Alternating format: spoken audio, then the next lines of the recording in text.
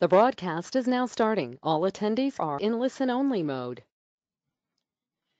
Welcome, ladies and gentlemen, to our Xylem webinar entitled Photometry and Automated Chemistry Analyzers. We're very fortunate today to have two presenters, each presenting their own topic. We hope that you enjoy today's webinar, especially considering the situation in our daily lives. Next slide, please. My name is Michael Watt. I'm the marketing manager, and I'll be hosting today's webinar. For those of you who have joined us previously on some of our other webinars, thank you very much. This is actually the fourth part of our WTW webinar series. If you missed our previous webinars, you can find the recording on our Xylem-analytics.asia website. We record all of our webinars, and they are listed on the website for viewing at your convenience. We've also included a PDF version of the PowerPoint presentation that you can browse through at your own time. Next slide, please. For those of you who are new to GoToWebinar, just a couple of points to help make your webinar experience a little more comfortable. On the right-hand side, if you haven't moved it yet, is the GoToWebinar control panel. There's one part in particular I'd like to draw your attention to. That's the questions section at the bottom. We will be holding a Q&A session at the end of today's presentation, where we invite the audience to participate and ask any questions they'd like to our presenters. Simply type your questions into this box. They will be queued up, and we'll take them one at a time. Any questions we don't get to in today's webinar will be followed up offline by our presenters. And secondly, we will be launching a few poll questions today. These will appear on a blue screen on your monitor, and we do invite you to respond to the poll questions simply by using your mouse to click on the selection on the response. All right, next slide, please. Without further ado, we'll begin the first part of today's webinar, which is focusing on WTW or WTW photometry. Today's presenter is Xavier Tan. His experience lies within lab and process product management for water and wastewater throughout Southeast Asia. He has over 8 years lab and online process instrumentation experience. He's been with Xylem for 1 year and is the product manager for WTW, SensorTech, Minesburg, which is STM, and MJK Instrumentation. Next slide, please. So before we bring Xavier onto the stage, I'd like to share with you our first poll question, which I'm now launching. Entitled, which part of the industry are you from? So again, we invite the audience to, using your mouse, please respond by clicking on the answer that's most appropriate. And while we're waiting for the audience to respond, I'd like to take this opportunity to bring Xavier onto the stage. Xavier, thank you so much for your time today. Hello, Michael. Hi, everyone else. Thank you so much to be here. It's fortunate for me. I'm happy to give this session to the audience and share with them about WTW and photometry. Thanks, Xavier. It looks like most of our audience has now responded, so I'm going to close the poll and share the results with you. And it looks like 24% of the audience are from the municipal waste and drinking water industry, followed closely by industrial and environmental. What are your thoughts on the results, Xavier? Yeah, it's kind of evenly spread out amongst the different industries is what we expect. So municipal typically would hold a higher percentage than some others, but not too much. So yeah, it's a good representation of what the expectation is. Terrific. Well, I'll let you carry it away then. Right. Okay, so today what we'll be going through are it's photometry. So firstly, I would be touching on the introduction to photometry, a bit of the basics and some theory on it. So we'll be touching on the light and optics component of photometry, and then a bit on measurements. After which we would touch on WTW and the offerings from the lab and field photometers. And then after which we would also go into OIA Analytical, automated chemistry analyzers for those who are more keen in automating their lab testing and processes. Finally, it will be the questions and answers. So let's start off with some basics of photometry. As with most scientific terms, they have a Greek or Latin origin. So in the word photometry, phos means light in Greek. So photometry is a measurement method to analyze aqueous solutions by means of light. So light is a spectrum of electromagnetic waves. The spectrum of electromagnetic waves can be divided into UV light, visible light, or near-infrared light. So you can see from the bar here, the ranges of which wavelength falls under which category. So in the UV, it's about 190 to 380 nanometers. Visible light is 380 to 780 nanometers. And near-infrared is 780 to 1100 nanometers. So photometric or colorimetric analysis is the determination of a substance or substances by their specific color, then by absorbance to their chemical properties at a specific wavelength.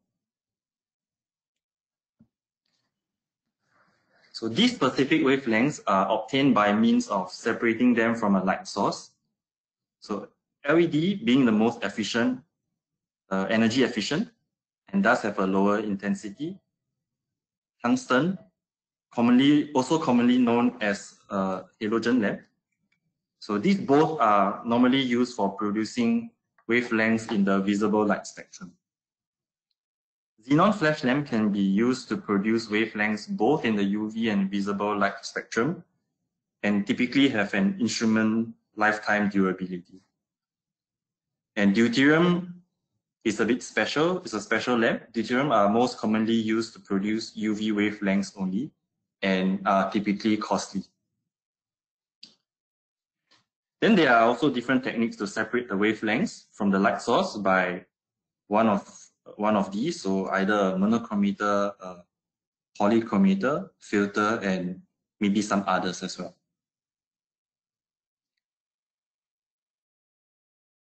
So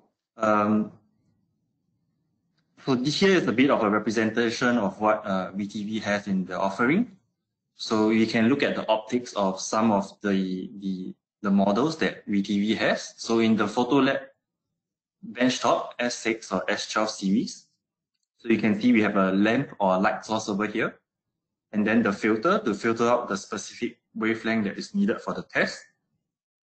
So one beam would be through an optical fiber and to the detector to get your reference light, and then the other would be into the measurement through your sample, and then also passing, and finally to the detector where it will be, the measurement will be recorded. And in the Iphoto Flex series photometer, these are the portable photometers or colorimeters that WTW has. So this is utilizing LED light source and similarly also optical filters to separate the specific wavelengths that is needed. So in the WTW range of spectral photometer, so these are the 7000 series. So spectral photometer, typically you have an optics where you can choose the entire any specific wavelength along the entire range of UV or visible, or it can be both. So there's a light source, which is the lamp, and then we have a monochromator. So within the monochromator, it's pretty complex. There's a whole host of various mirror lenses to to separate out the different wavelengths. And then similarly, like the others, it will be passed through shutters and lenses to be able to get the specific wavelength that is needed for the measurement required.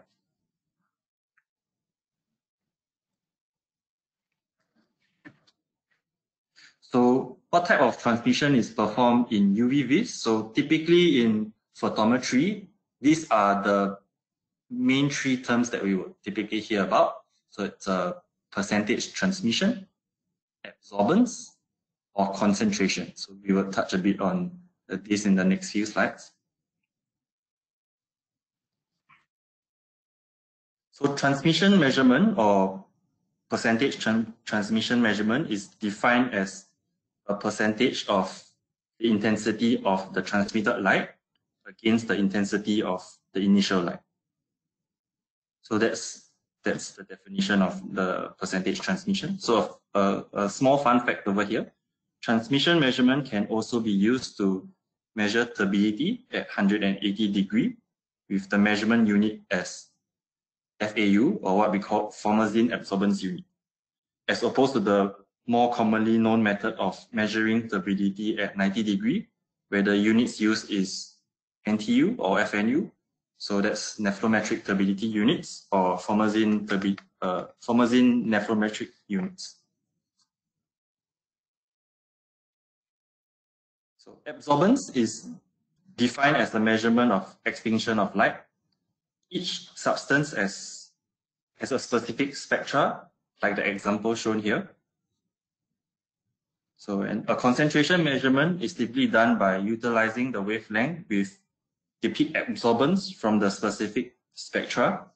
One can use other wavelengths in the spectra, but it does not give as much sensitivity as the peak wavelength. So we have talked about transmission and absorbance, but which is used? Let's have a look at how one relates to the other. So transmission of light of a sample changes exponentially as the concentration of the substance change. So you can see here at the bottom of the screen, where the substance is measured is represented by the color green. So as the concentration is defined as 0, 4, 8, and 12 in each of these test tube. When the sample does not contain the analyte, or also known as the substance you want to measure, it is clear. So 100% of the light is transmitted. As the analyte increases, you can see the percentage of transmitted light gets exponentially lesser. Now let's look at absorbance. When the analyte is not present, absorbance is 0. As the analyte increases in concentration, the absorbance also increases proportionally. So it's definitely easier to perform measurements when there is a linear relationship as opposed to a logarithmic relationship. So that's what's indicated here in the relationship. So in order to make a concentration measurement, the first step is to define a calibration curve. It is a bit ironic, but the calibration curve is typically a straight line, as absorbance is plotted against concentration to derive this. So you can plot the calibration curve by measuring the absorbance of several samples or varying known concentration. With the curve, you can then measure the absorbance of an analyte with an unknown concentration and finding the relationship using the calibration curve. Actually, this reminds me of when I was back in college when I was doing my thesis. As a student, you were not trusted with expensive equipment. I had very basic spectral photometer to use. And as I have to get data for experiment, this is what I had to do. And it was very tedious work. So as advancement in analytical instruments improve over the years with software integration, you can now get photometers with such data pre-programmed with the hardware. Time used to be allocated with the tedious task of defining the calibration curve is less and less required.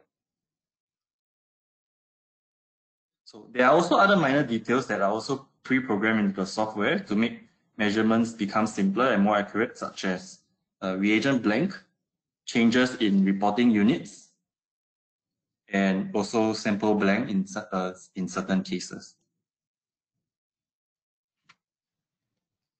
So there are some prerequisites that traditionally the experimenter have to consider when running photometric tests. A reagent where it can form a color with different intensity when reacted with the analyte with respect to the concentration. Such experiments have to be repeatable, so the reagent when reacted with the analyte has to form the color in a defined amount of time. If not, you'll find yourself running a test in 10 minutes and the same test in another situation in 30 minutes, and that is not ideal. Reagent reaction must be selective only to the substance of interest and not with other substances. This is not always possible, so usually reagent packages will inform you if there are interfering substances that can also react with the reagent.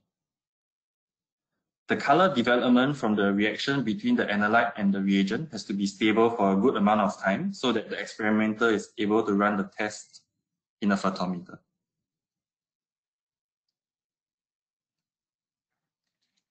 So here are the few models of photometers within the WTW portfolio. So first you'll see the different ranges of portable photometers. These are called the Iphoto Flex, and there are different models for it. And then we also have our benchtop range of photometers. So we have our Photolab S series, so there's S6 and S12. And there's also the spectral photometer, which is the 7000 series. So here's our poll question 2, which I would invite Michael to help me out with. Thanks, Xavier. Just launching the poll question now. What do you normally test using lab and field photometers? Chlorine, COD, nutrients, heavy metals, or others? We'll just give our audience a few seconds to respond to the poll.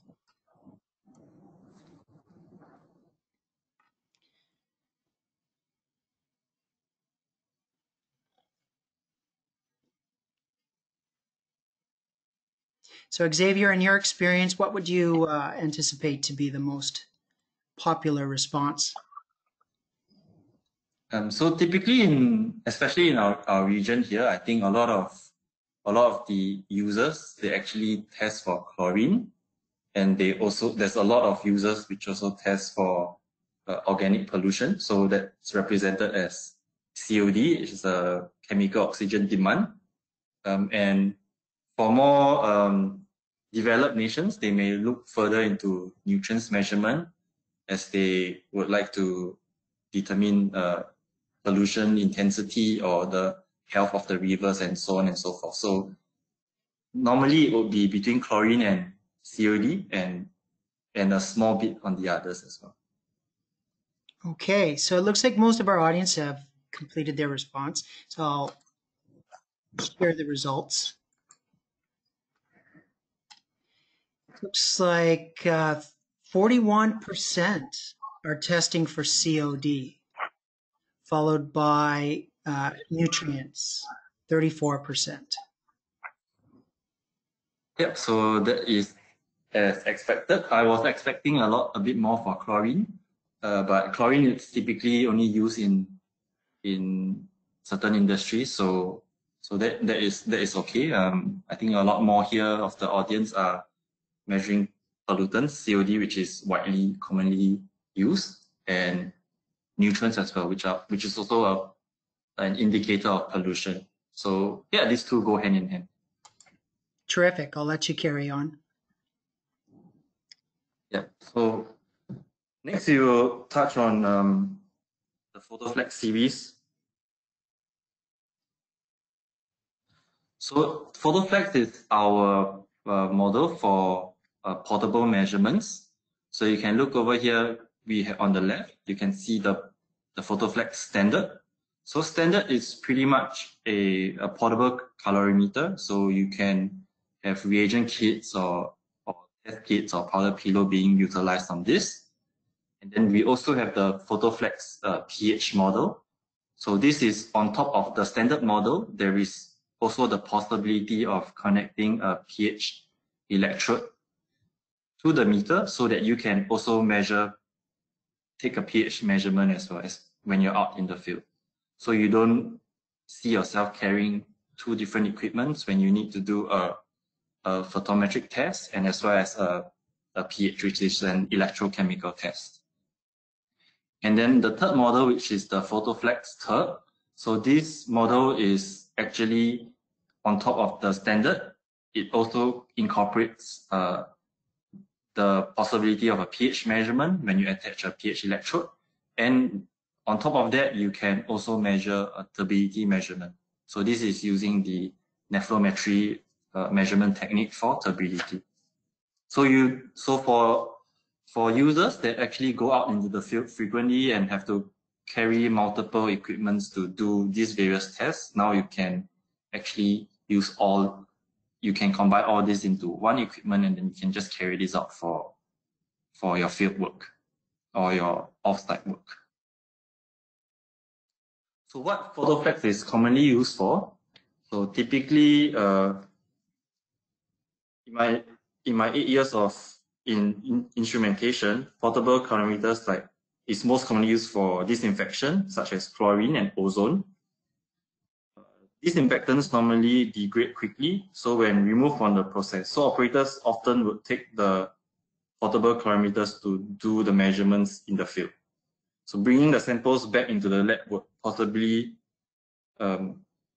cause the disinfectant to degrade. So you would have a lower measurement if you brought the sample back to the lab to do a measurement. So typically, people would use the Iphoto Flex to measure disinfectants. Also quite often used for environmental testings where researchers have to travel long distances to rivers to test for nutrients from the river to understand the health of the river. Carrying bottles and bottles of sample back to the lab to conduct the test can be a very heavy adventure, I would say. I know for a fact that I wouldn't like to carry so many samples back and forth, especially if it's long distances. So here it's a Photolab, the S series. So we have the S6 and the S12. So Photolab S series is WTW's benchtop photometer. It is made with the intent to help users to run tests as easy and as quickly as possible. So essentially, all you have to do after performing the reactions is open the lid, place cell, and read the results.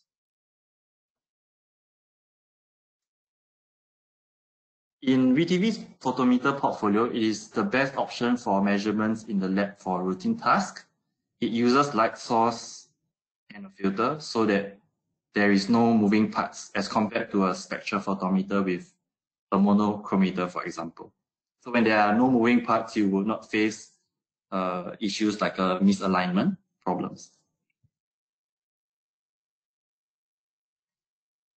So the S series is commonly used for routine and repetitive tests, and is also good for users who have to do large number of tests. So these types of tests usually are often very closely related, like COD, chlorine tests, nutrients, where they can be routine, repetitive, and high in test volume all at the same time. So and then on the spectral photometer, which is this 7000 series. So the 7000 series is a benchtop spectral photometer with the most versatile functions. It can perform routine analysis, spectral procedures, comprehensive programming options. An example is users can create their own programs if the pre-programmed methods does not suit them, and also spectral and kinetic analysis. So normally for a user that needs to measure special color scales such as C-lab, sugar color, beer color, would need a separate instrument from a spectral photometer to perform the color test. So with the 7000 series, a user just needs the color software installed on their PC and they can run special color measurements with the same instrument. So no more having to upkeep extra instruments just for special color measurements. So Photolab 7000 series is often used where the S series can't fulfill. So for example, where a certain parameter that you want to test is not available on the test series, but on the S series. And if you are from a third-party testing lab and you have a requirement to meet a certain industry standard, such as the ISO 17025, then the 7000 series is commonly used in as such as well. So also in teaching and research where kinetics can be used, and also certain special applications such as sugar measurements, chlorophyll measurements, and the special color skills that we have mentioned. So that's pretty much all from the photometer part. But so what I would like to have a takeaway is, so when you think about how you would like to run your photometric analysis, do you absolutely need portable instruments for running your test? If you are someone always in the field, the portable Iphoto Flex will be the instrument of choice. If you are someone who runs a large number of tests, often and always finding yourself running against the clock, it is better to have a stable benchtop meter where you won't find yourself at risk of toppling the meter in the midst of all that testing. Sometimes that does happen. So the S series will be the best for such purpose. And if you are further looking into automating your testing, then stay tuned for the next segment where Ben will take you through the automated chemistry analyzer. So, and if the Iphoto Flex and S series absolutely is not able to meet what you need to do, then the 7000 series will most likely be able to help you to do so. Xavier, thank you so much for your time. That was a great presentation. No problem. Thanks, Michael. And as Xavier just mentioned, our second segment on instruments for chemical analysis brings together knowledge from our next presenter. So if we could switch slides, please. Thank you. Benjamin Chiang, also situated in Singapore, together with Xavier. Ben is the Lab and Process Business Development Manager. He has 15 years experience in process filtration and process instrumentation. He's been with Xylem now for 4 years and is the Southeast Asia Product Manager for our Xylem brand OIA Analytical. And he focuses on products from BDM for YSI, our systems, and Andera in Malaysia and other areas within Southeast Asia. So next slide, please. Our agenda today, Ben will be covering OIA, a general introduction of OIA Analytical and its product portfolio. What is automated chemistry analyzing? What are the different ACA techniques, methods, followed by advantages of automation? A brief introduction of the FS 3700, and of course some application examples to bring it all together. But before we bring Ben on, let's go ahead with another poll question. What is your greatest concern when performing a sample analysis? I noticed we've had quite a few attendees join us halfway through our webinar today. For those of you who are new, we invite you to participate in this poll. Simply move your mouse to the answer you'd like to select and click on it. It's as simple as that. And while we wait for our audience to participate, I'd like to take the opportunity to bring Ben onto stage. Hello, Ben. Yeah, hi, Michael. Hi, everybody. My name is Benjamin, and I'm the product manager for OI Analytical. So the poll question that we are showing now is the greatest concern. So in my years of experience, usually would boil down to either the labor cost, reagent cost, and in some chemical testing techniques, chemical waste treatment is a very huge cost. So it really depends on what our attendees here are where are they from, from which industry. So we hope that through this poll, you can focus your attention to some of the key points of the equipment where it may be able to help you in your laboratory or your processes. Well, Ben, Thanks. let's see how the audience responded. I'm sharing the results with us, with the audience now. It looks like 36% of our audience. For them, their greatest concern is reagent costs, followed by the amount of time spent per test at 25, followed by chemical waste treatment costs at 22%. What are your thoughts on these results? Yeah, actually, all these points are very valid. Reagent cost is something that everybody wants to reduce, so I'm expecting that to be the highest. Amount of time spent per test is also one of it, because that will actually translate to the amount of man hours that you need to perform or do each day. Yeah, so all these tests are, all these results are pretty what I expected. One thing that I don't really expect is the labor cost. Maybe because in our area here in Asia, labor cost is still relatively okay to hire more lab technicians. But in areas like in the US and Europe, labor cost is actually one of the higher reasons why people want to go towards automated systems to run their testings. Great, Ben. And I noticed you've got a second poll question. So let's run into that one as well. And launching that now. How many samples of the same test do you need to perform each day? So we'll allow our audience to respond to this one as well.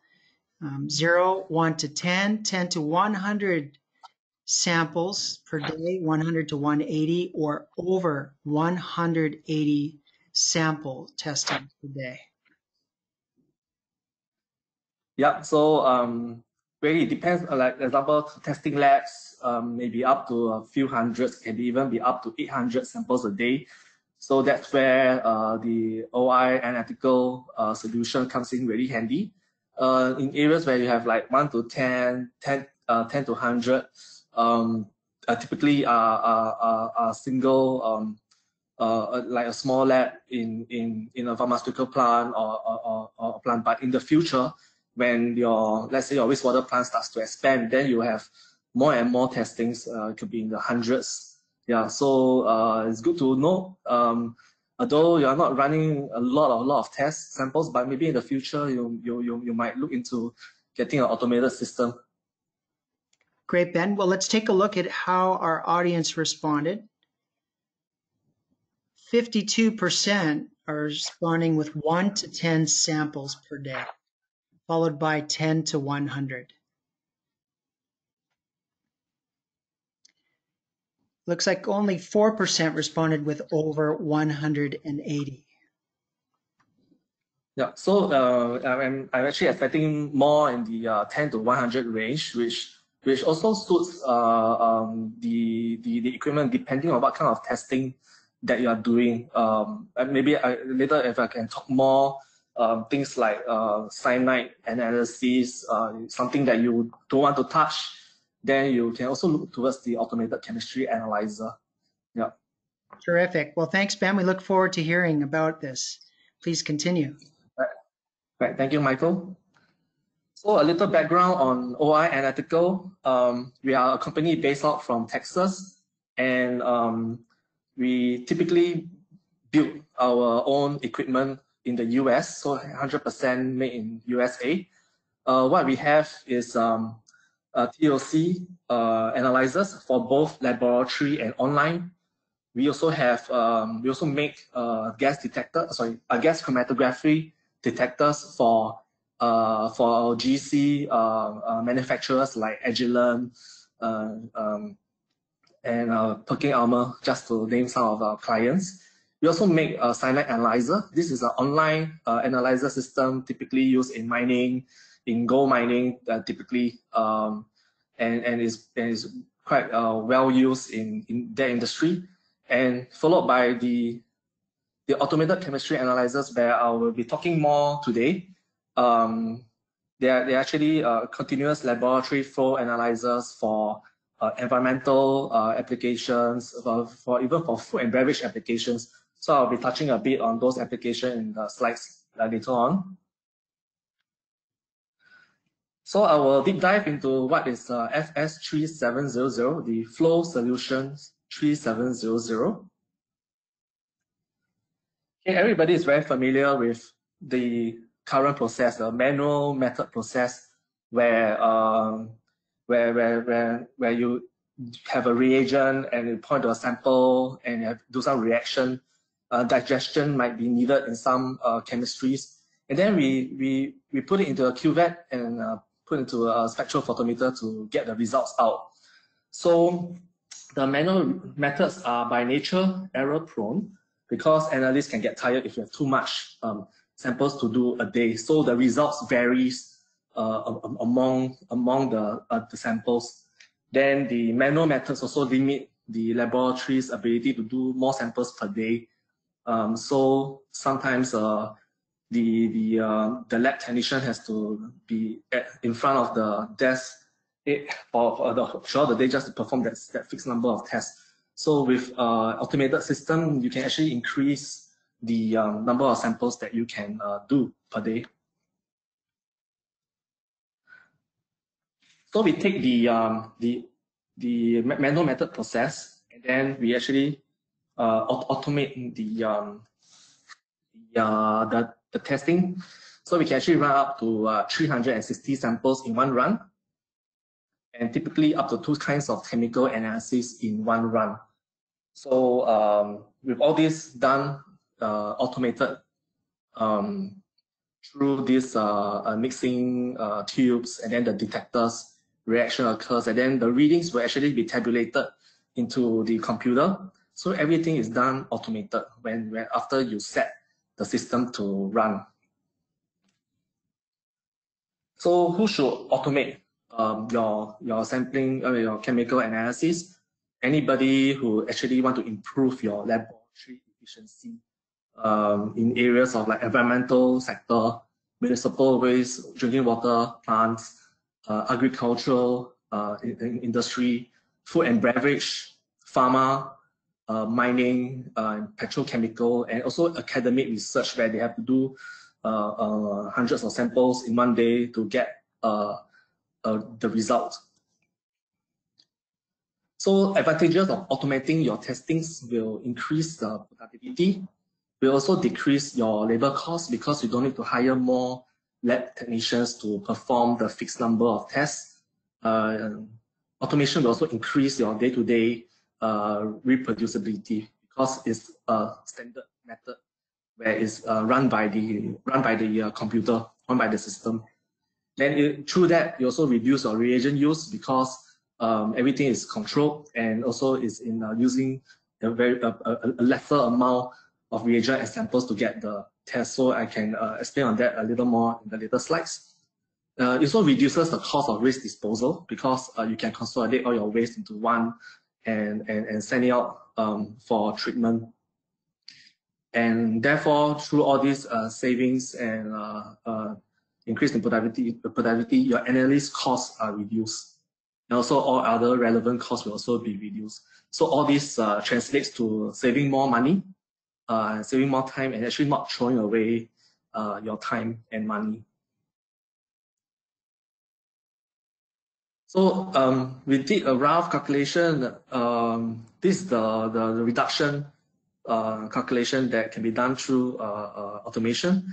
The most expensive cost is labor, and after that is supplies.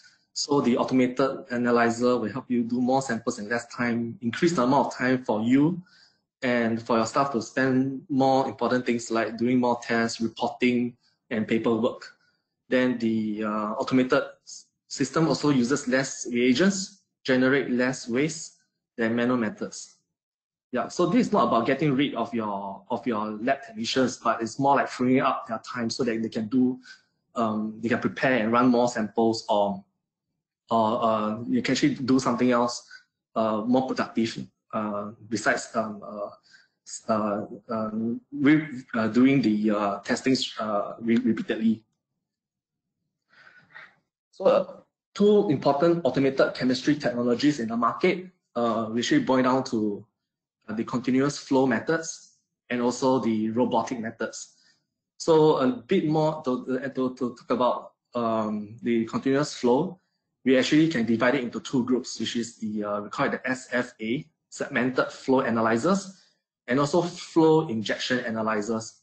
So this method of testing actually have a system where they transport the reagents and sample continuously through tubings, and are also mechanically simpler than the robotic analyzers like the discrete analyzers. Then the robotic analyzers or the discrete analyzers, as they are known in the market, they are computer controlled, requiring a lot of moving parts to deliver the reagents and sample the reaction and then to the detector. So with more moving parts, the tendency of needing preventive maintenance is higher as well.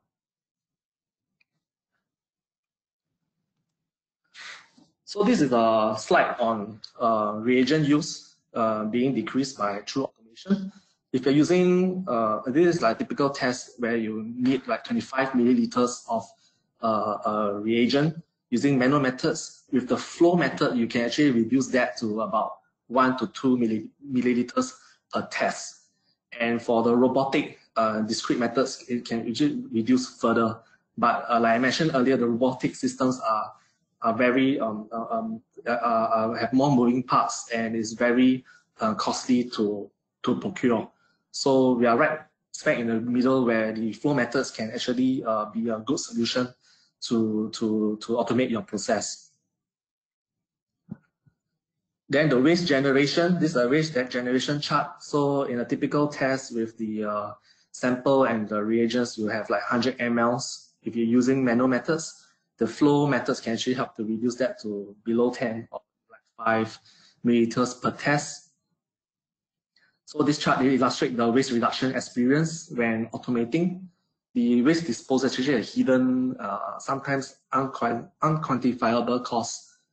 Also, some of the methods require to use toxic or hazardous reagents that must be handled. So through the automated process, you can reduce direct contact with some of the toxic and hazardous reagents. And also the flow analyzers pumps the reagents directly into a waste container that can be sealed with minimum exposure. So these are some of the benefits of having an automated system. The FS3700 chemistry analyzer methods, this is a list of them. You can do ammonia testing, chloride, different kinds of cyanide analysis, chromium analysis for some of the industrial zones, nitrite, and also nitrite in milk for food and beverage, phenol measurement for all forms of phosphorus, and also sulfate and TKN. So we have a large applications library in these sectors. So if any one of you guys are in this sector and you're looking to, I want to have more information to how to automate my processes, reduce the amount of reagent use, for example, yeah, please contact us. Please call us. So we have applications in these industries from like boiler feed water, brackish water, drinking water, food and beverage, all the way down to even tobacco and wine and ultra pure water. So feel free to call us if you are in any one of these sectors. So a little bit of information on what is a continuous flow analyzer. So it's actually a continuous flow analyzer that consists of a pump that moves the reagents through a manifold comprising of tubings with T joints for addition of reagents and samples, and also tubing coils to mix the sample and reagent, and through that also create some time delay for the reactions to proceed. Then in some chemical analysis, you may need to digest, distill, or filter. Right. So with the CFA analyzer, you can do that. Then the SFA analyzer, besides introduction of the reagent and sample, they also have a volume of air in between each measurement. So the reaction is all within its own liquid volume. The flow injection analysis injects the reagent and into the flow of sample, unsegmented stream. So it actually makes use of the pump and valves to switch on and off when the reagent should go in, when the sample goes in, the mixing, and then it goes through the detectors, and the results will be shown.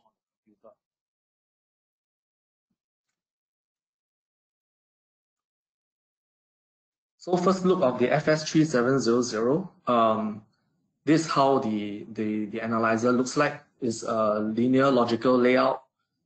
Is in line with the market and competition. Mainly all the automated flow chemistry analyzers all looks pretty similar, and they are made in a way, like in a modular way, so they can add and modify these analyzer as and when you like. The software is up to date, so there's no software issues, and every few months there'll be an update or upgrade of this your software, where we can install it remotely. And because of its very simple layout, it can be deployed very rapidly, very easily, and installed in less than an hour. So these are the top sellers chemistries that we have. The cyanide measurements, ammonia, TKN, nitrate, nitrite, and all forms of phosphates, So you'll be wondering what's in a channel. So this is example of a channel where if it's a FIA analysis method, you will have a valve followed by a cartridge. So this cartridge consists of the tubings, the T-joints, the filters that will react the reagent and the sample, after which the sample will be pumped to the detector for measurement. So everything is included to perform the analysis is included in this channel, and then cartridges, including the gas diffusion manifolds, the filters, heaters, are all included as a kit for you. So example, if I have a measurement of total cyanide, you can just order the channel, which is a single part number. And if you need to get some replacement parts, like the valve assembly, the tubing kits, the cartridges, and also the assembly of the detector, you can order it at equipment level for you. The flow view is the software that we have to run the FS3700. So it is made for a touchscreen PC, and it's all big icons for you to type and also get your results out. You can actually download it and also transfer it out to a PDF file. So some of the applications that we can use the FS3700 in Monterey Bay Analytical Services, they actually use it as part of their environmental measurements to measure ammonia, TKN, and phosphorus in their aquarium water. And they, on top of that, they actually combine and use with digesters from Gerhardt or Catch the Ham digest systems to be used together with the FS3700. Another application that is recently used is measurement of nitrite and nitrate in milk products. for two kinds of ISO methods, the flow injection method and also the segmented flow method. So these two are actually ISO methods used in the industry. So what they do is they want to measure the NO2 and NO3 contents in the milk products, and also products such as cheese, whey powder, milk powder, and also infant foods. So we have users in the US using our FS3700 to do their product testing to make sure that the nitrate and nitrite values are within the requirement, the legal requirement. Yeah. Another example which I love very much is gold mining analysis. So this is a unique application because we want to measure the cyanide in the mining fields. So these are actually based on USPA methods of OIA 1677 and also the ASTM method D7511-09. So if you happen to see US EPA methods with a word OIA-1677, it means that this is actually made by OI Analytical for the US EPA. So they actually adopted and used it as a method in the US. So where we use it is to measure cyanide levels in the tilling ponds of gold mines and also in the effluent of these waters flowing into the environment. So they want to make sure the cyanide levels are low or even close to zero. And we have clients mainly in the US. I have a couple of installations in Africa, Ghana, Australia, and also in nearer to home will be in Laos, where it's being used in the measurement of cyanide in gold mining in Laos. So a summary on the FS3700, and this equipment introduces flexible and innovative technology to automate your chemistry smoothly. There's icon-driven software, so it's easy to use like a smartphone. The modular concept to allow easy customization of your system, simple to set up and inexpensive to maintain.